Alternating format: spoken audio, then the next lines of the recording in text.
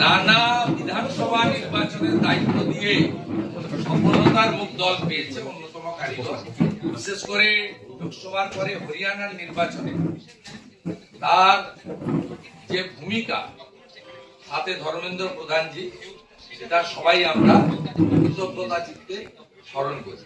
আমরা খুব খুশি তিনি পশ্চিমবঙ্গ প্রদেশ ভারতীয় জনতা পার্টির যে নির্বাচনী ইনচার্জ আছেন।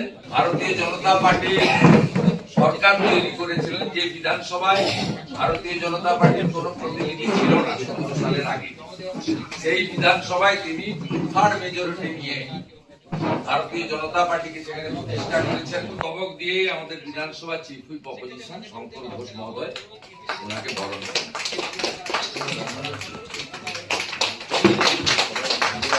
লড়াকু বিধায়িকা মাতৃশক্তি শ্রীমতী অগ্নি